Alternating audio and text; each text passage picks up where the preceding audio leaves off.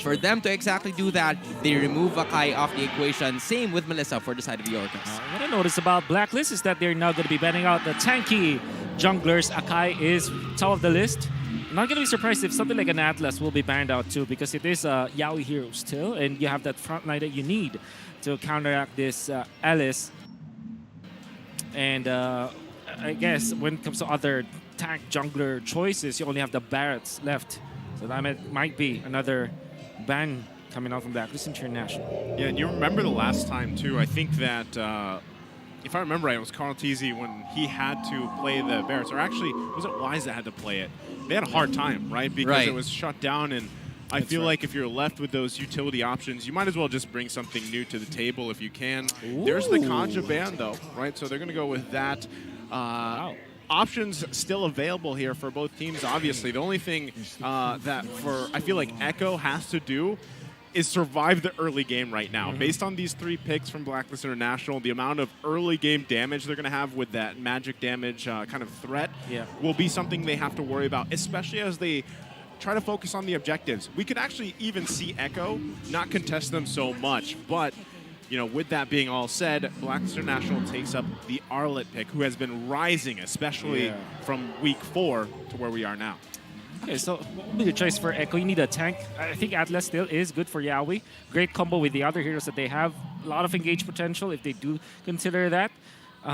So what would be your tank jungler choice? Like, only the Barretts is left. Maybe the Martis is considerable, but it's not going to be that good. Another hero that we saw in other regions that they use against Arlet is the Edith. Although a very low chance that it will be picked up, but you know, I think it's worth mentioning in there. You already have initiators at this point, but they're going to throw Blacklist International a curveball. And in addition to that, they're also going to be picking up a Lancelot. It's a fireball. It's a fireball. Lancelot's going to be picked up here. But is it Tanks-a-lot? Or is it going to be, you know, normal damage? Yeah, I was gonna like, what's the name for Assassin Lancelot? I guess it's just Lancelot. Yeah, then the Moskov gonna be the choice here. Okay. Because again, you're going to be running out of options. I mean, the 1-1, the Melissa, Brody is actually out. And from the rest of the hero pool that we've seen from Blacklist International, you only get to pick up either the Moskov, the Brody, or the Melissa. So Moskov really a possible choice here for the side of Blacklist International.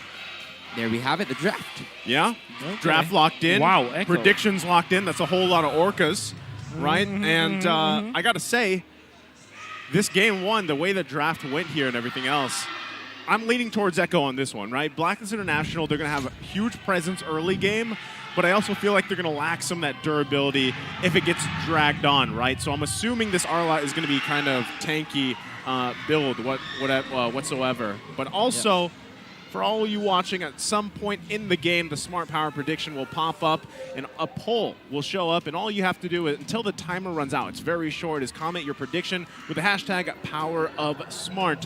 One lucky person who guesses correctly will win a redeemable in-game code. So remember to keep an eye out. And with that being said, we are jumping in to game number 1 here, Echo and Blacklist International. How fitting this is. You see the Lancelot, we were wishing for it, but it's going to be a tank Lancelot. Going to be facing up against an Alice, the Weiss. And it's not a tanky Arlot either. It's what we saw actually working really well last week, the unbending will. That's right. Something that you really have to prepare, given that Carl Teasy, he has, you know, such a rich history with this Lancelot, but this time he's going to be trying to figure something out with a different kind of formula, different kind of setup from what we're seeing. Meanwhile, Blacklist International, you see 3 flickers right away so they could engage and disengage heading forward into this matchup, and also adding that sustain factor moving forward in. Okay, so where is the weak point here specifically for Echo, right? We haven't seen too much of Valir. By the way, there is the poll, guys. Go ahead and make your predictions. But look, I mean, this is actually quite a bit of poke already early on, but where's the weak point for Echo's lineup here, Son? If you're going to be taking at some of the weak points, it's the mid game for me, given that the early game is really going to be dominated by the side of the Orcas because of the immense damage that they actually possess. So at some point, if Blacklist International could continue to stay alive while securing objective at the same time, they could go and actually do a lot better than what happened from their previous meeting. some pokes and pops coming up from BLACKLIST and ECHO. Yawi delayed with his teleport, his recall, but he's able to sustain himself nevertheless. And that means that ECHO will actually lead by a little bit this time. The turtle fight is gonna ensue a little bit from now on, as they are now positioning BLACKLIST International with Edward and Wise in good Sanford. Pops to Dragon form. There's a fair dare strike as well very earlier on, but the turtle is secured by Wise. However, he pays for his life. And BLACKLIST International will get something out of one kill. Actually, very impressive Black Dragon form coming in from Sanford there. He gets the first blood for the side of the Orcas, but BLACKLIST International also managed to get the turtle on their own. So again, this is one of the keys to victory for the side of BLACKLIST International. That's just try to secure objectives as much as you can while not having any casualties, but ECHO starts off strong too.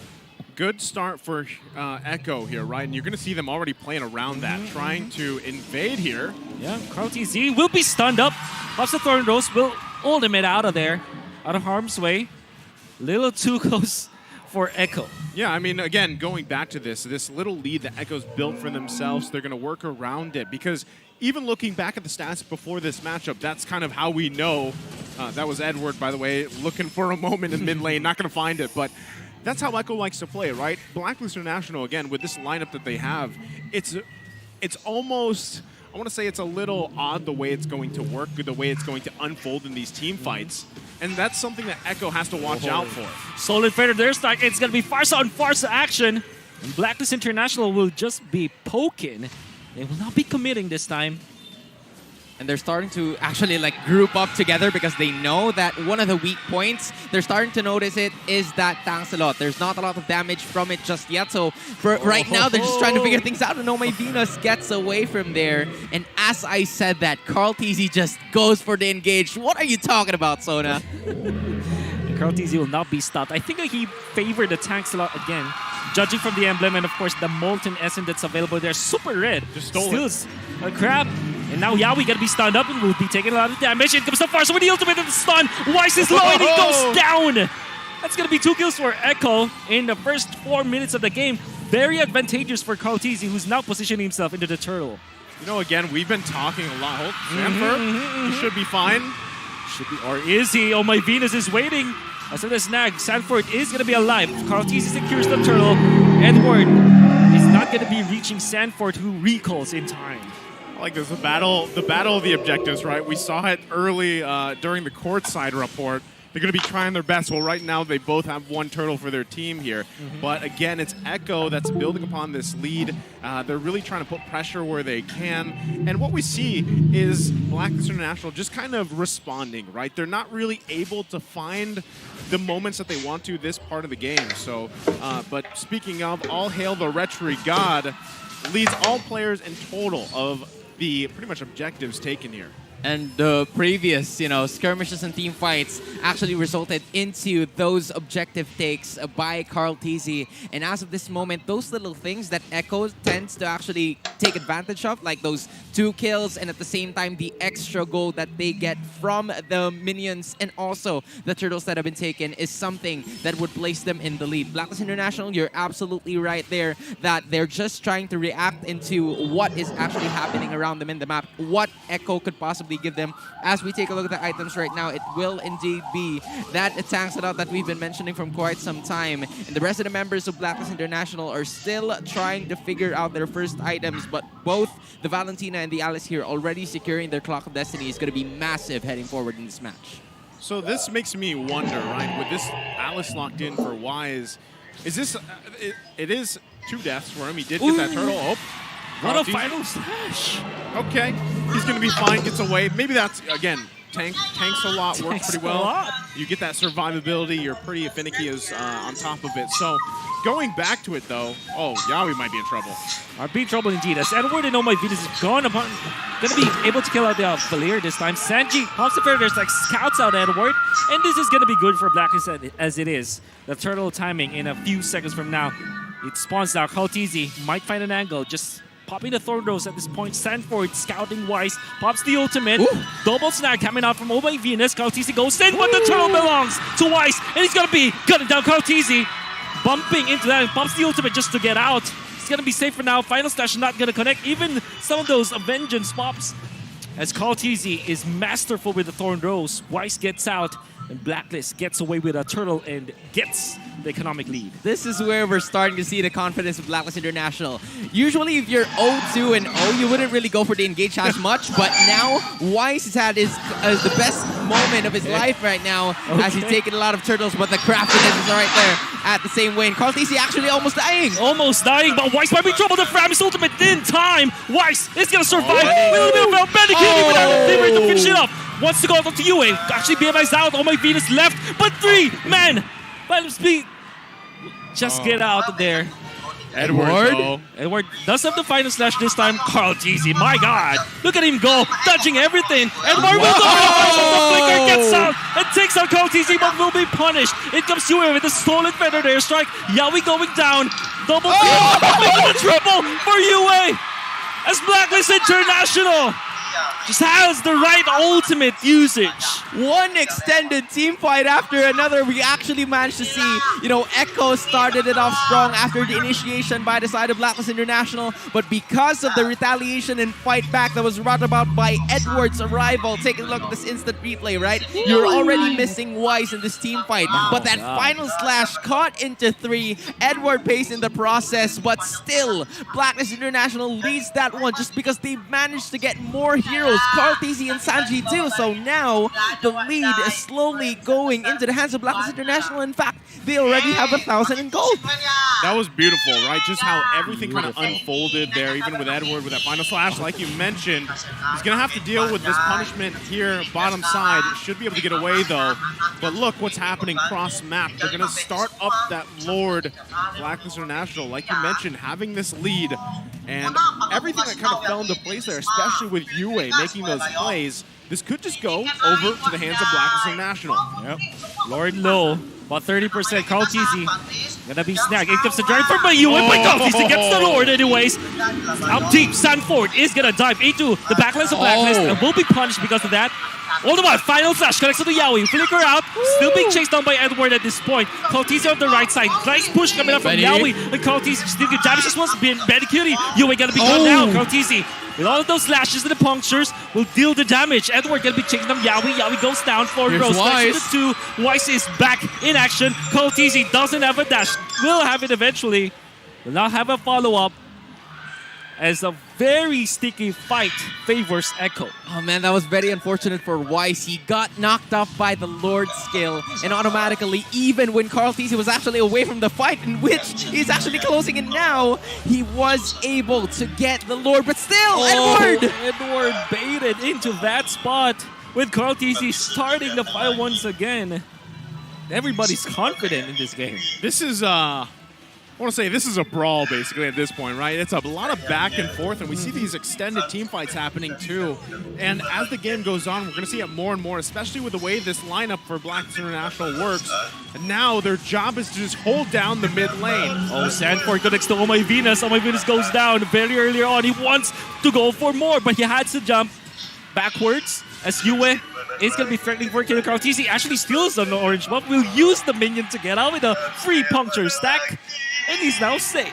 Something that we actually haven't seen in the past few minutes of this game is Benny QT. Benny QT has been living his best life onto the gold lane for the first 5 minutes, which is why previously, as we've seen the items and the way the itemizations actually went, he already has that golden staff and also securing the other kinds of extra items here for the rest of the marksmen. As we take a look at the player gold here, you have both Benny QT and Super Red being the anchors of offense here for the side of ECHO and Blacklist International, but even so, for ECHO, you also have Sanji to assist actually in the offense that is being brought about by the Orcas. So at some point, those 3 assists, even if there is only a minimal amount of kill scores that was given in this matchup, it would really be very vital and crucial for this match, given that there's a lot of team fights going on and those AoE skills really matter in every second in every matchup.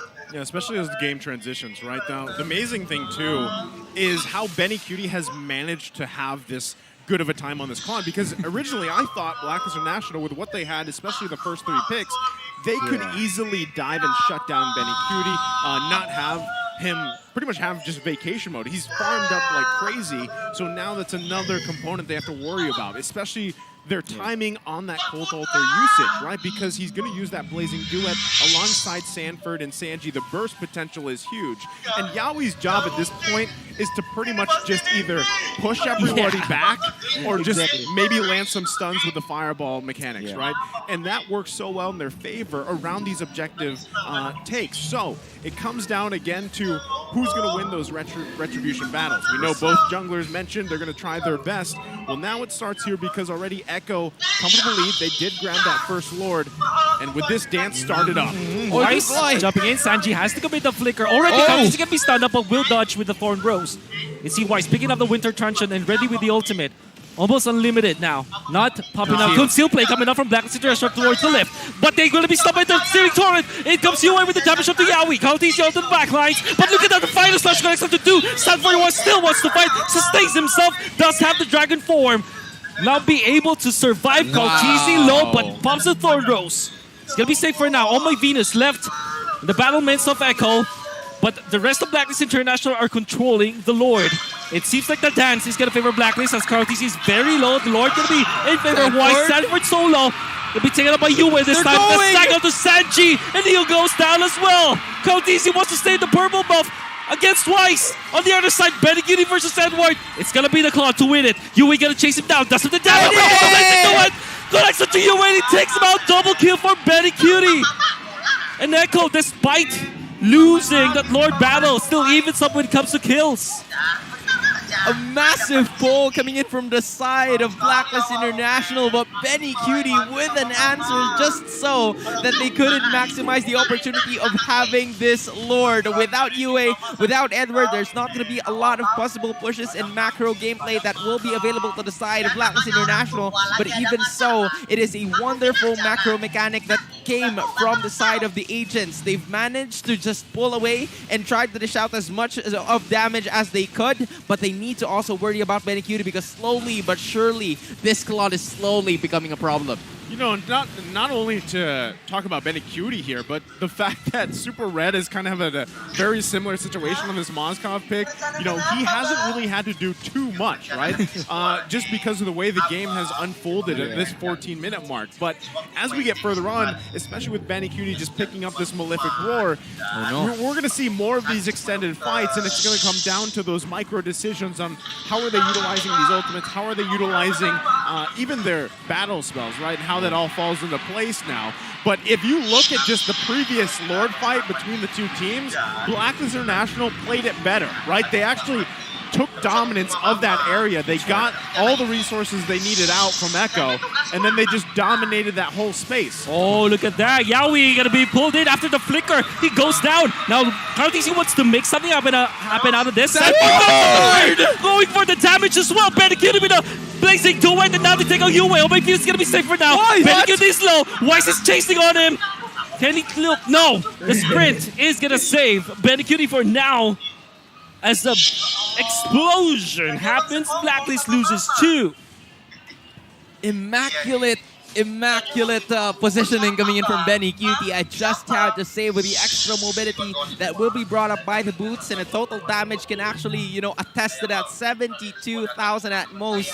And at the same time, BLACKLIST International couldn't really go for the team fight because their main weakness, even if their strength is sustained, is the immense amount of damage that BeniCutie is actually posing. And for the side of ECHO, we're starting to notice that the scaling of Yaoi is slowly coming to a close. This is very unfortunate for him because this is not the usual, you know, setup type of hero that we actually are accustomed to seeing Yaoi use and do. So at some point, ECHO really needs to find the pokes necessary first before they could go ahead, because there's still the Cult Altar to worry about. After the Cult Altar, you also have Weiss that is actually sustaining, and Super Red starting to get his items. So ECHO needs one quick matchup here and one quick, you know, ultimate work of art just for them to unleash what is needed. In BLACKLIST International, they're slowly positioning into the Lord.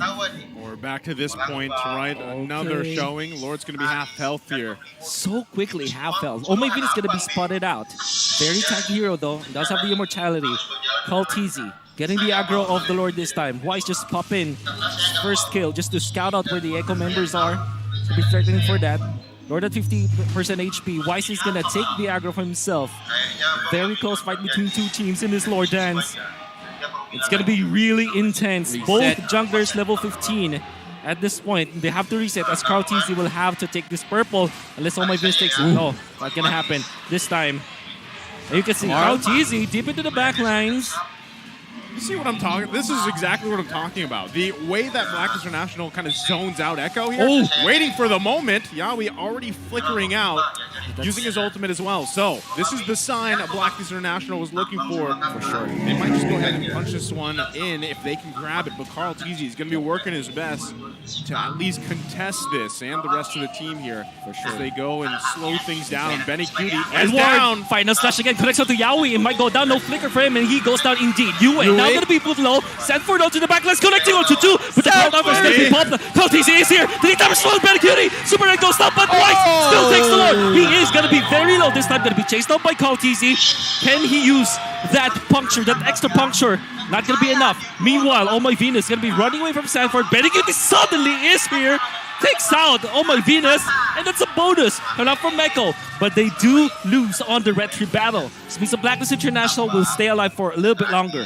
So, as I was saying, Benny Cutie was down bot. He made his way up. If he was there a little bit sooner, maybe that could have turned out differently. Wise got away with, what, a sliver of health, but still managed to get that Lord here. He was trying to go for the extra wave onto the lead, but Oh My Venus is actually feeling the burn here from the bullets that is being thrown around by Benny Cutie. But as I was saying, Benny Cutie was trying to form a wave into the bot side so that even if they lose the Lord fight, they would still have a way to defend their base. But unfortunately for them, BLACKLIST International, with the help of Wise, with an immaculate retribution take, they've managed to take the Lord. But unfortunately for the side of BLACKLIST International, Oh My Venus was caught in a very difficult position. But even so, 2 of his teammates were able to escape, which is why we are still at the stalemate right now. Both having 5 turrets available, or both having 5 turrets taken down, and all inhibitors are still intact. It's funny because every time pretty much objective pops up, right? You just see with the lineup that BLACKLIST International has how much dominance they can have in terms of space and zoning out Echo. But usually when those fights break out and extend, and especially when Benny Cutie comes in later on with the Blazing Duet, it favors Echo here, right? I mean, the sustainability and that kind of extended life play with BLACKLIST International's lineup only works for so long. But if they continue to get these Lords, it's still going to be difficult for Echo to deal with, you know, as we get down to, what, the 4th, the 5th Lord, and they'll have to deal with it. So the next one, which is still a minute away, they've got to be able to contest that and get space that they need, because right now, in terms of objectives, BLACKLIST International is doing a bit better on controlling those areas. So Echo might have the firepower, they might have this minor lead, but they've got to be able to play around the lead that they have. KarlTzy, though, from BLACKLIST International, KarlTzy does have the dash, but on the back lines, that is going to be Benny Cutie and the rest of the gang. Sanford is going to pop the ultimate from his Cult Elder, going to be coming in as well. Petrified got accepted free, and they drop the damage. Yui is low, as well as Super Red, but they're now running away. It comes Sanchi with the flicker, takes out Super Red, while KarlTzy makes quick work on Oh My Venus. Yawi gonna be isolating Edward. Fireballs up, and who would have thought that a Valir can actually take on an Arnold? Oh, well, in that case, oh, Edward with the outplay. Yawi goes down, but that's enough time. A Psycho, a classic play, straight into the base to take game 1. Patience, ladies and gentlemen. All you need is a little bit more